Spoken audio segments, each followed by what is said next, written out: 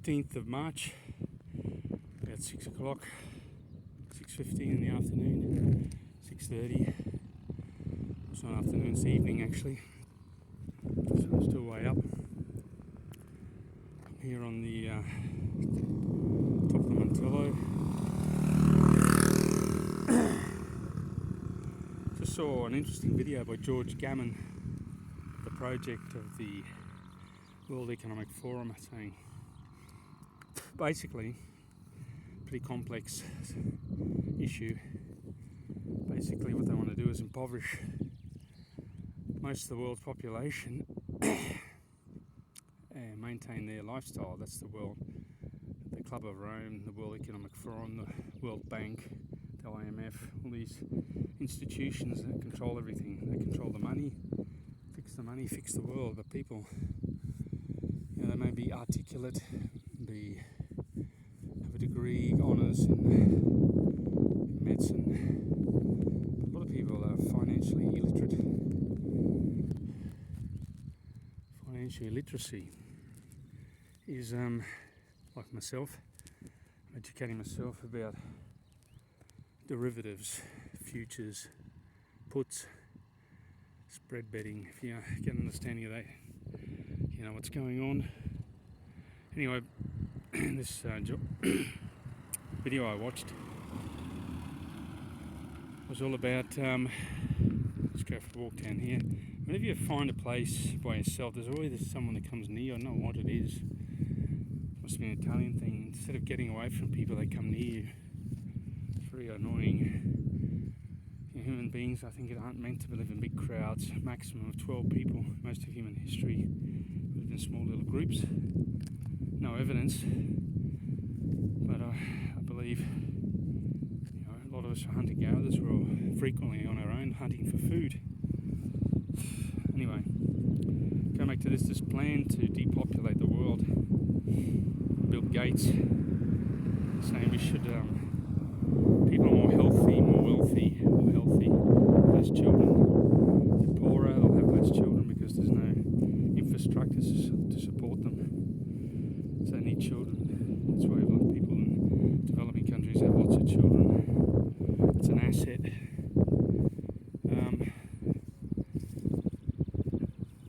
If you look at Bill Gates, if you get a full profile of his physique, he's got breasts. He's not much older than me actually. I'm 56.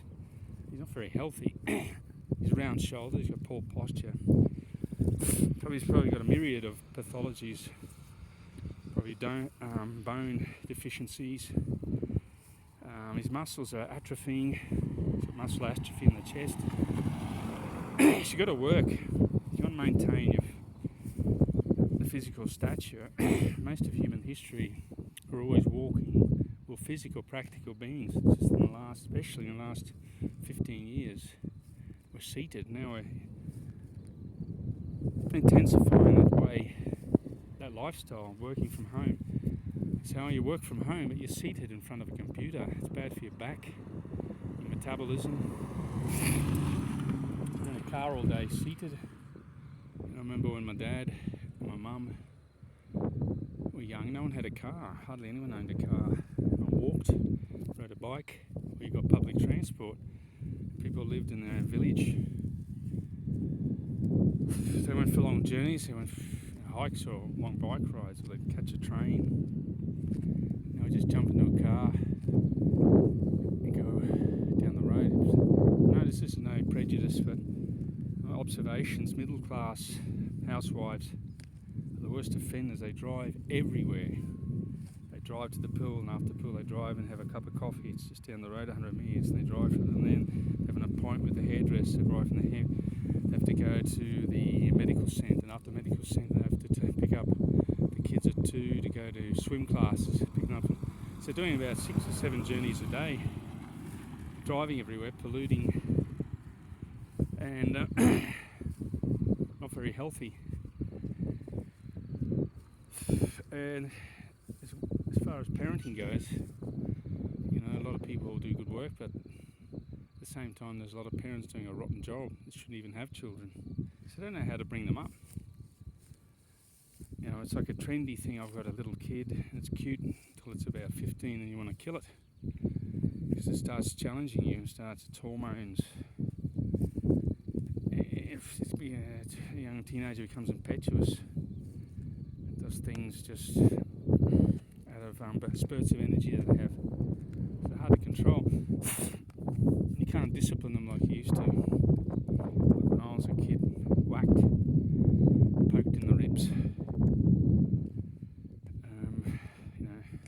Still you get that psychological abuse that still occurs. But I think we're in for this is a sociological phenomenon for huge problems. Plus, they're very easily led by social media, music, instantaneous fame on TikTok, YouTube, Instagram, doing stupid things.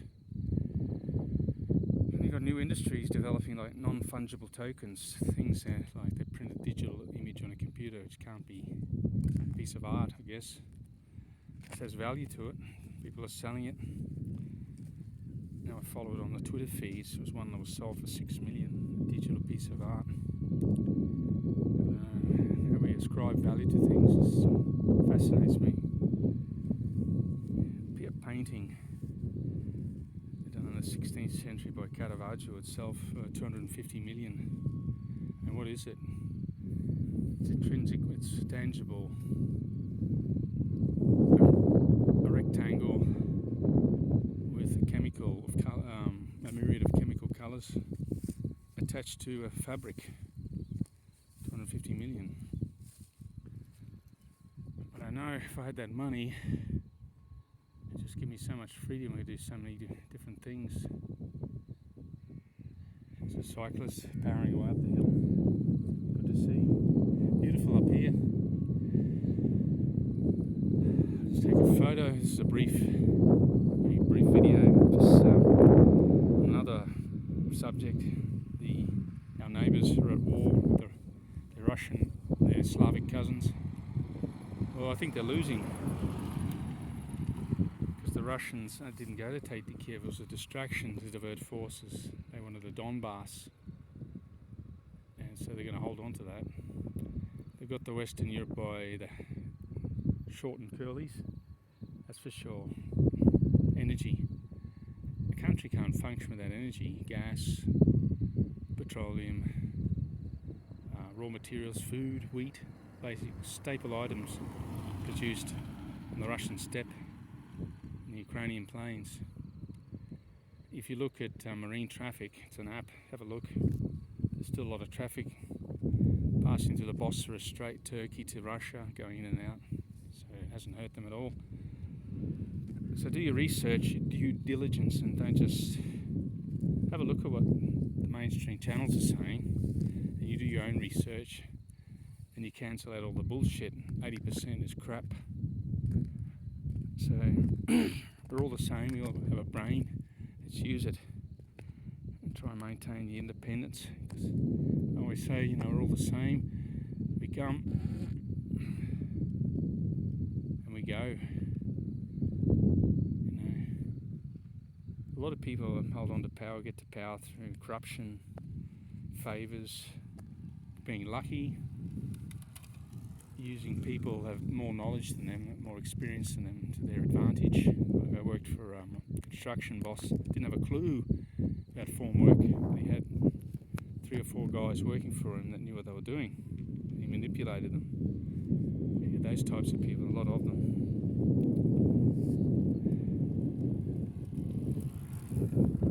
See the sky there, that's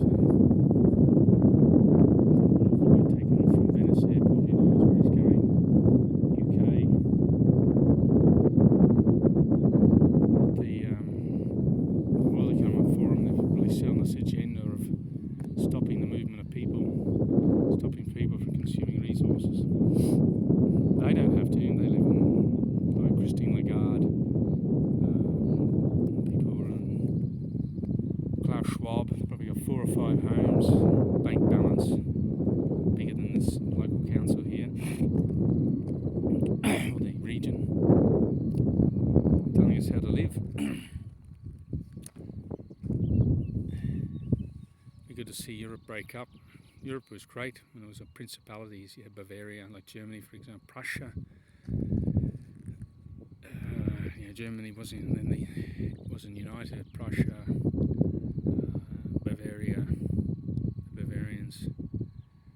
There was like 4 or 5 different ethnic groups, and they were even distinctive in the First War. They wore different type of uniforms. They distinguished themselves. They weren't really united as Germans. The Prussians, a different race. They were converted to Christianity hundreds of years after the Eastern Roman Empire. That's where the Austrians were, and the western part of Germany. Anyway, that's another story I could tell you. Bit of a history buff. Got to go take a few photos. I'll download this video if you can watch it. Good. If not, I don't care. Have a good day.